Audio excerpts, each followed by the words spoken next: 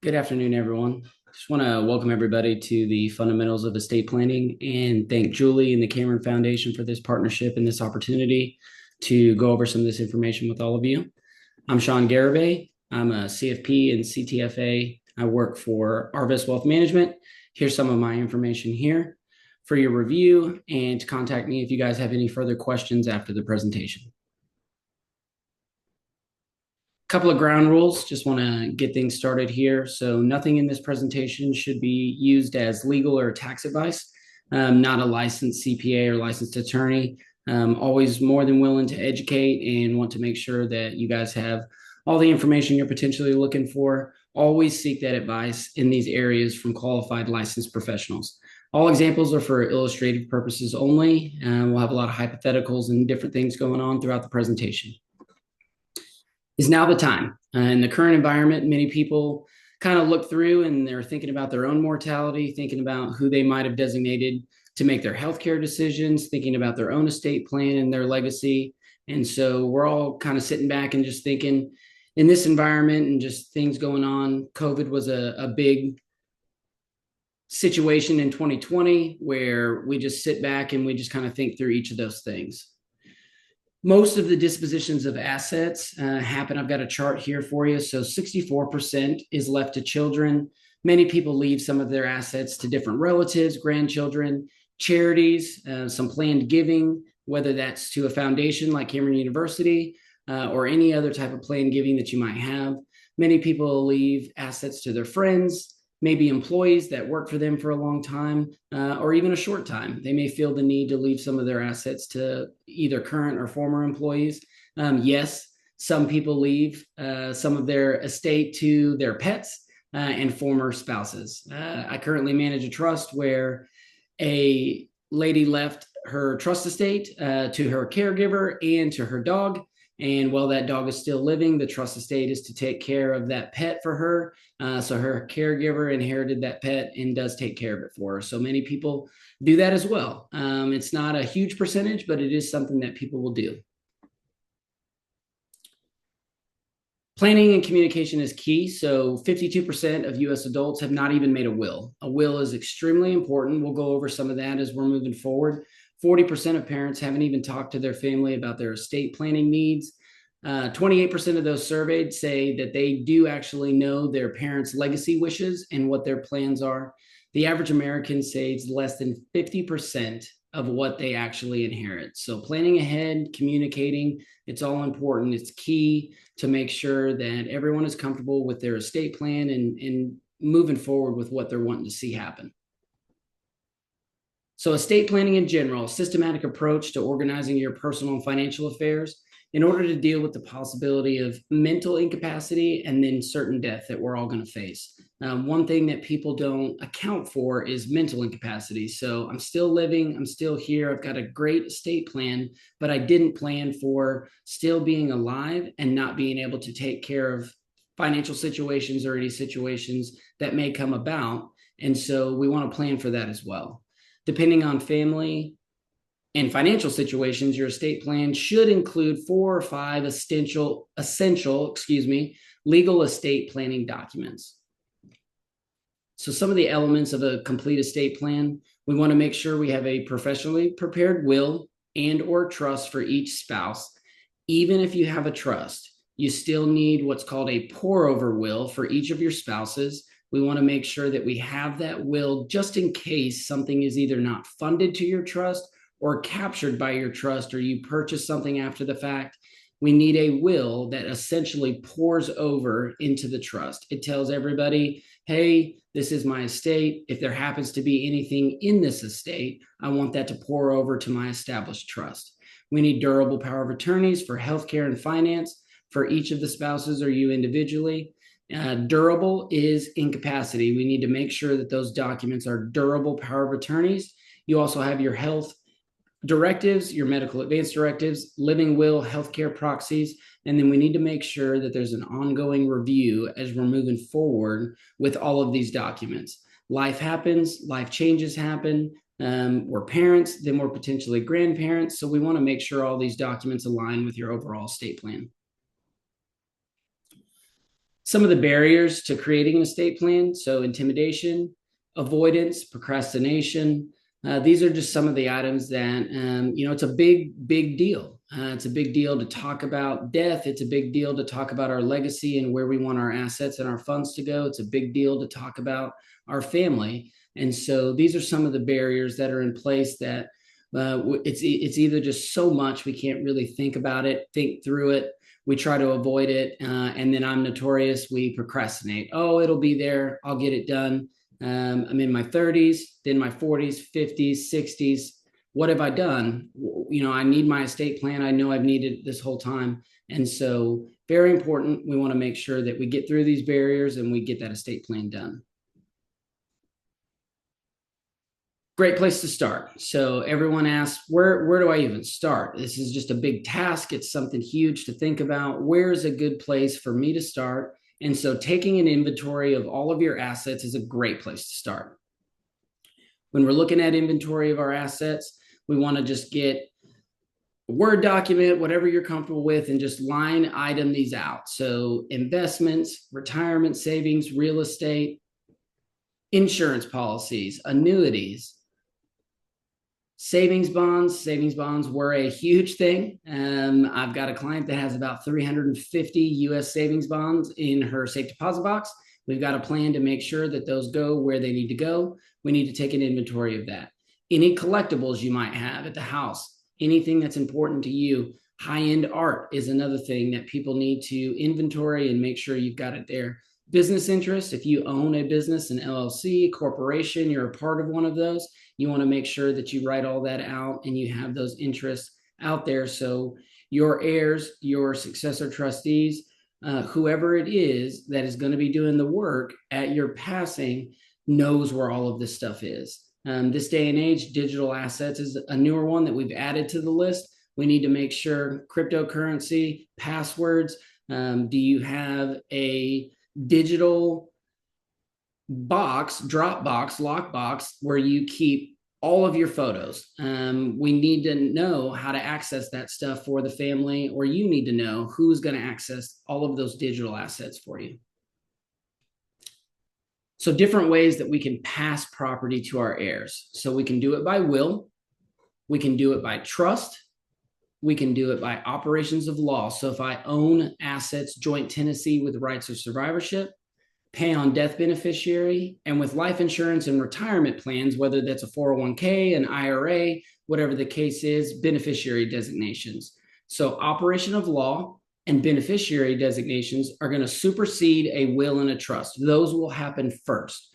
Operation of law will always happen first. So if you own assets that you leave directly to somebody, even if you have a will or a trust that potentially say something different, if it is operation of law or beneficiary designations, those will actually pass first outside of your estate, outside of your potential trust, before your will and your trust are then to be looked at and give direction on what's supposed to happen. A will and the estate will be probated. If you pass assets through your trust, we could potentially and do potentially avoid probate, which is one of the goals that we want to accomplish. So passing assets through your will, passes titled property according to your wishes, passes personal property through a specific list referenced in your will, helps avoid disagreement among family members on disposition of certain items that you potentially have. You won't have family members fighting over, well, I want this grandfather clock, you can have that one. It just gives a list of your wishes and allows that property to pass exactly how you want it to pass. It's a misconception that all family members will agree. A lot of people, when we're talking through estate planning and different estate items, we feel like most of the time, family potentially could have disagreement or fight over the money, the cash assets. And what happens more often than not is family members will tend to disagree on the things, the stuff. I want great grandma's old wedding ring. So just make sure we have something that lays that out so it's a little bit easier on the family. So advantages of creating a will: you get to name your heirs, you get to name your executor, you can waive the bond and save some of the probate costs, so that way it doesn't take the time for the bonding. You can nominate a guardian for any minor children that you may have.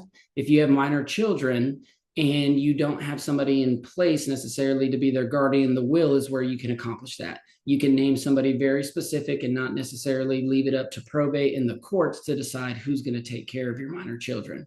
You can give to charity. You can specify particular distributions. You may be able to reduce estate taxes. You can create a trust when you die through your will, a testamentary trust. So that's one way that your will can pass through your probate estate, and then it can actually create a trust for you. The will must go through the probate process depending on the asset size. Probate is from the Latin probatum, meaning things proved. So you name your executor, and that executor is approved by the court per your document. The executor is going to hire an attorney. Assets are recorded and gathered. A notice is published to possible creditors. So at our deaths, a notice has to be published to possible creditors that are out there. They do have the opportunity to put claim in on a probatable estate. An inventory and appraisal of all assets is then recorded. Payments of any debts, claims on the estate, taxes are made, and then final distributions are made through the estate, and then the estate is closed out.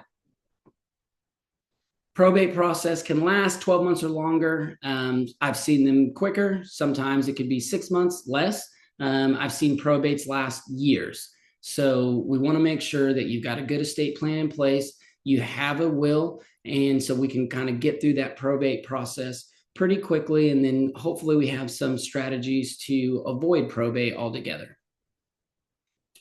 So estimated probate costs, this is for the state of Oklahoma. So you can see on the chart there, a gross estate size 100,000 is going to have probate cost of about 2,600 that goes to the state of Oklahoma. It is per Oklahoma statute, which I have listed there, how they calculate that. And a state of 200,000 is about 5,100, $500,000, 12.6, and then $1 million estate's about $25,000. And so there's no way to minimize these costs if it does go through probate. These are just the probate costs. This does not include any potential legal fees, court costs, anything like that, attorney fees. This is strictly just the probate fees for the gross estate size that passes through Oklahoma probate. A revocable living trust is another way that you could potentially pass assets. So a revocable living trust contains a detailed set of instructions covering 3 important periods of your life. And so what's going to happen while you're alive and well, what happens if you become mentally incapacitated, and then what happens potentially to your trust estate after your death. Assets held in revocable living trust at your death do avoid probate and the probate process. The trust assets are going to be held outside of your probatable estate. So any assets that we have in there will avoid the probate process and then some of those fees that we just talked about on the previous slide. So a living trust, you have the grantor, which is in the top left there. So the grantor or the settlor is who's going to set up the trust. You are then going to place your assets in the trust. You have your revocable living trust, and then we kind of go in a circle, right, for item 2 there. So you can receive income and or principal from the trust. We said that the revocable living trust itself is a set of directions. So I try to explain it as, so think of it as the rules. So a revocable living trust, when it is revocable, you can change the rules. While it is revocable, you're allowed to make adjustments, amendments, get with an attorney. You can change the rules. Again, life happens, different things happen throughout our lives. You could potentially have your trust set up, and then you may decide to amend or change something. You can do that while you're still living in your revocable living trust. So then you kind of just go in that circle. Your trust owns the assets. You can receive income principal from the trust. At our death, your trust is then distributed at your death per your rules, whatever your rules say. So then that revocable living trust will then transition to an irrevocable trust, and then it will disperse per your rules that were set in place through the original trust document and any amendments that you have. whether you're passing your assets to your family, your heirs, different charities, a foundation, whatever you have set up, that at that time is when it will happen. Your successor trustee, whoever you list in that document, is going to be the person that will help facilitate your trust assets after your death. So some of the features of a living trust. So your trust owns the assets, as I said. It could be your home, stocks, investment accounts, savings accounts, checking accounts, maybe written with you as the grantor, the trustee, and the primary beneficiary. So you can write your revocable living trust as the grantor or the settlor. You're the initial trustee, and you can be the primary beneficiary of the funds. That is just fine.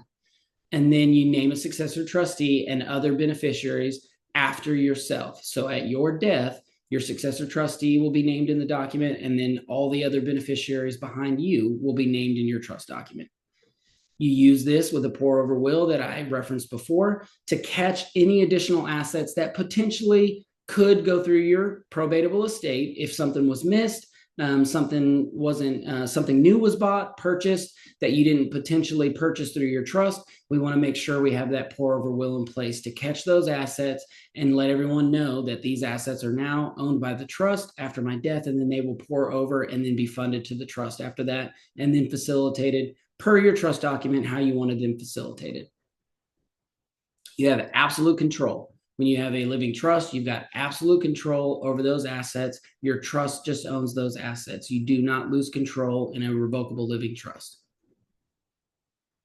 Some of the benefits here. So it's more private than a will. Powers are similar to a power of attorney, but it survives your death. With a durable power of attorney, it survives your incapacity. Your power of attorney will be able to facilitate on your behalf if you are incapacitated, similar to a trust. Your successor trustee will be able to take over and facilitate business for you under your trust. But a trust does survive your death. The rules and everything in place does survive our passing, and the trust will allow those assets to be passed. Settlement time can be much shorter than settling through an estate. It avoids the cost and time of probate that we referenced. So a distinction to remember, trust may be established either during your life with a revocable trust or a living trust. You can establish a trust through your will or revocable living trust as an irrevocable trust or testamentary trust. So these can be established through your will. So if your will goes through probate, those trusts can then be established for your beneficiaries if you choose to through the will. If it makes sense for your particular situation, get talking through with a trust advisor and an attorney. It may make more sense to go ahead and set up the revocable living trust now, and then instead of waiting after your death and trying to do it through your will. Does cost a little more upfront to set up a revocable trust through an attorney, then potentially setting it up through the will. But it makes sure that your estate plan is in place and everything is flowing how you want it to flow. Some reasons to consider a trust. So you want to leave your estate to your heirs in a way that is not directly and immediately payable upon your death to them. A lot of times we have parents that have children that maybe are adults. They might be, over 18 in their 20s, even 30s, 40s, 50s I've seen, where the parents have decided, hey, I've got a rather large estate, or I have an estate where I want my children to inherit this, but I don't necessarily want my 25-year-old to inherit $500,000.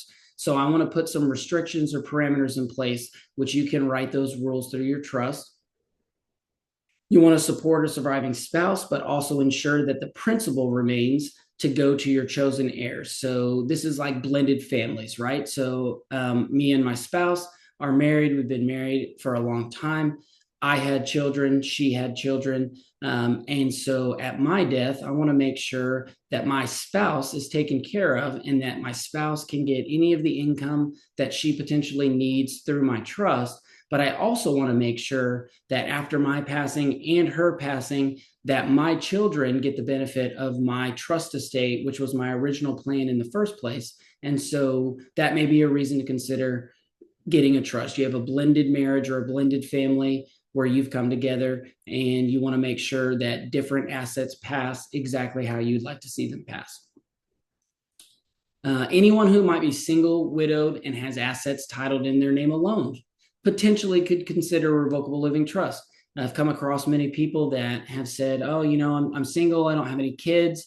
I've got some assets, but I'm not quite sure where I want them to go. I don't have a lot of other family members. And so I've always been told, you don't need to worry about it. You don't necessarily need to spend the money on a trust.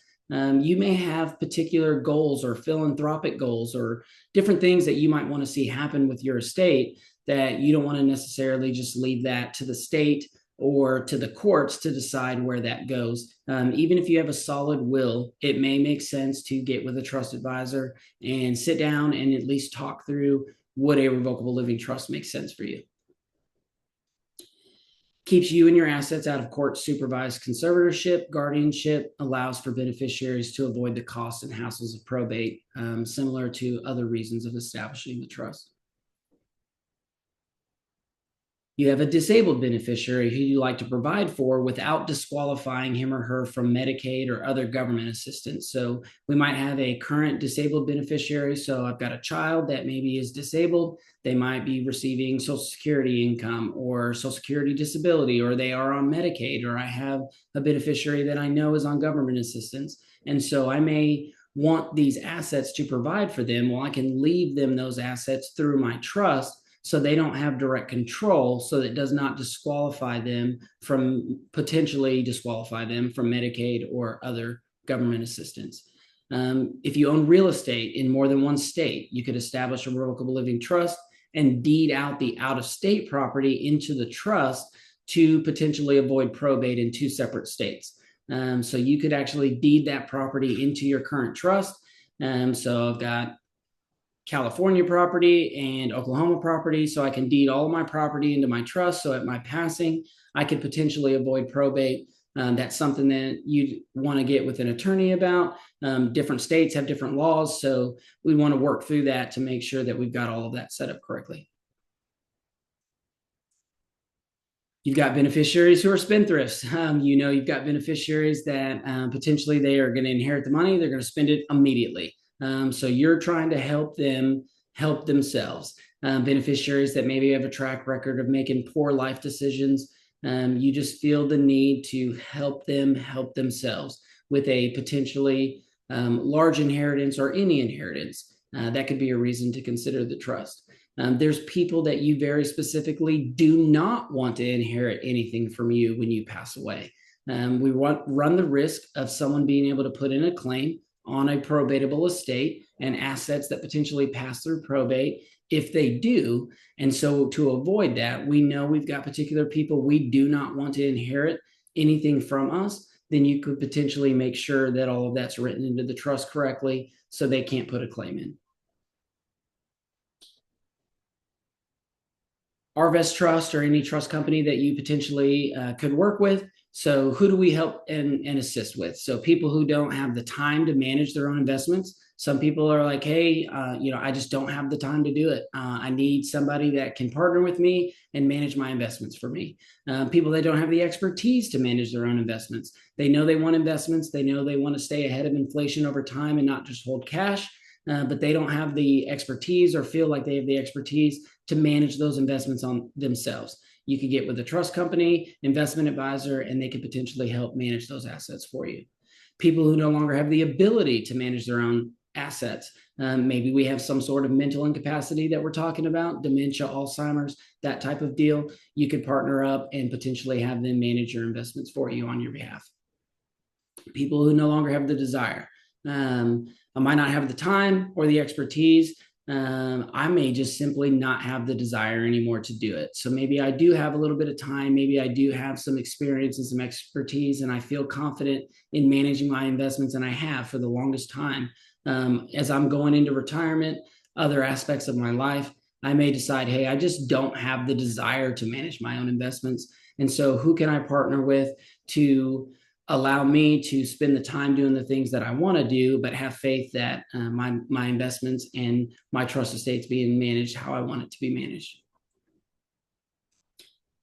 And then just in general, people seeking counseling for their estate planning. So going back and just making sure that I have a good estate plan in place, just sitting down with people, giving them education, counseling. Your trust advisor or trust company can sit down with you. Most trust companies, trust advisors aren't going to charge you a fee for their time to sit down and counsel. So sit down with them, have a good estate plan, talk it through, and then you can get with the attorney to set things up. So sometimes you might seek out a trust company just simply for the counseling on the estate planning side. So again, trust company, any potential trust company that you decide to work with, give you confidence, convenience, comfort. Whether that's locally, hopefully you can find somebody locally that can partner with you and give you those items that you're looking for. Confidence that investments are being managed in your best interest, convenience that they're here local, comfort that knowing that my spouse, my beneficiary, whatever the case is and how I have it set up, they're going to enjoy the same benefits that I want them to enjoy, even though I'm not here.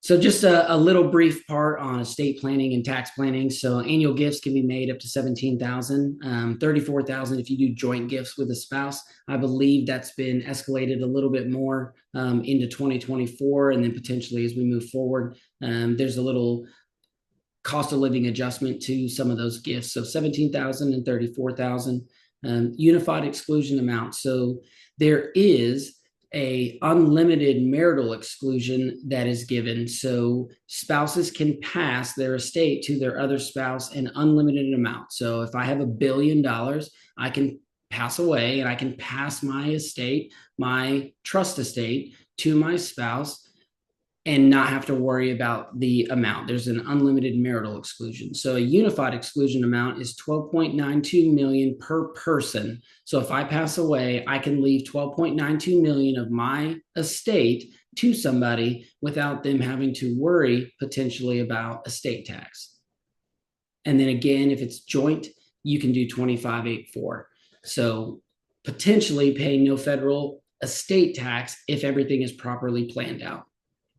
So I do want to note that in 2026, if the current tax law and legislation is not extended, the unified exclusion amount is going to go from 12.92 back to $5 million per person, which is what it was before some of the new tax laws changed in 2017, 2018.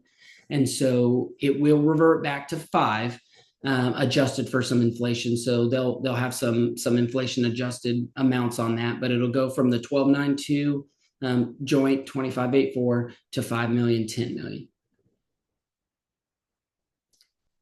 So we're going to look at some final estate distributions of some well-known people here. So F.D. Roosevelt, Stan Laurel, Marilyn Monroe, Elvis Presley. So F.D. Roosevelt and Stan Laurel had estate planning. Marilyn Monroe and Elvis Presley did not have any estate planning. We'll have the blue, we'll call it, is what went to the heirs, and we'll call that orange is what went to expenses and taxes from their estate. So F.D. Roosevelt had estate planning, and 70% of his estate went to his heirs as he wanted, and 30% went to taxes, expenses, and the like. Stan Laurel had a better planner. 93% of his estate went to his heirs as he wanted, 7% expenses, taxes. Marilyn Monroe, 55% of her estate went to expenses and taxes. She lost more than half of her estate to expenses and taxes, and then her heirs were able to pick up the rest. And then Elvis Presley, a whopping 73% of his estate went to expenses and taxes. And so the bottom line there shows you the importance of estate planning. You want to make sure that your assets and your wishes are carried out how you want them to the best of the ability that you can make it happen with minimizing expenses and taxes. So Gandolfini, I believe he was the Sopranos guy. And so when he passed away, I believe he lived in New Jersey, and his estate actually paid out $80 million in estate taxes to the state of New Jersey and federal potential estate taxes because he did not have any estate planning. Prince, we're all pretty familiar with Prince. Prince actually had his death was in 2016. And as of putting together this presentation, we originally put this together in 2023. His probatable estate was still open. So he had over $100 million in his estate. A lot of that has been eaten up by expenses, fees, taxes, probate costs, and his probatable estate is still open. He passed away in 2016. It's now 2024. And so it can be a long, drawn out process. And we want to make sure that everybody has a good plan in place. Who's your executor trustee? So when you choose an individual executor trustee, you want to make sure that they're very aware of what all the rules are before accepting those duties and responsibilities. Many families just say, oh, well, I've got children. I'm going to just name my oldest child or my youngest child or my middle child, whoever it is that you feel is going to do the best job for you and your family and your beneficiaries and your heirs. And they'll list them as the executor and or trustee or successor trustee of their estate. And you want to make sure that they understand what are going to be the duties and responsibilities. Consideration may be a co-executor or co-trustee, kind of helps maintain family connection and provides professional assistance. So you could potentially look into doing a corporate successor trustee if you don't want the corporate trustee to solely take care of the executor duties and the trustee duties for you. You could potentially do a co-executor or a co-trustee. So you could allow the corporate trustee to handle and give you that professional assistance that you might be looking for, but then it keeps the family dynamic there and the family connection. Allows for the child to work alongside that corporate trustee. So choosing an executor or trustee, so similar to hiring an employee, but the stakes here are much higher, right? So what are we looking for? We want to make sure we've got experience, skills to do the job, availability, and impartiality. So experience, a corporate executor has been exposed to a wide range of estate settlement issues. An executor should be familiar with prudent person rule. We want to make sure that they're familiar with what all the responsibilities are. Availability, we talked about this a little bit earlier. So the executor needs to be ready to take on the job at any time. We don't know when we're going to die. And so we've got a good estate plan in place. It could happen suddenly. So we need to make sure that that person potentially is available. They've got the time to handle all of the work that's going to be required to get either the estate done or the trust disposition done. And then impartiality. So an impartial third party can help prevent some of the family disputes or long-term problems that potentially can arise when our patriarch passes away. We can potentially already going through a tough time. And so to then have to be put into a position where I have personally 3 children and I've got to decide, do they all 3 make decisions? Can they all 3 make decisions? Do I just give it to one? And then I run the risk of having the other 2 upset at their brother that they didn't quite make a decision that they interpreted should be the decision. And so it gives you a third party, impartial person to come in and kind of help get all of this done while everyone's already going through a tough time.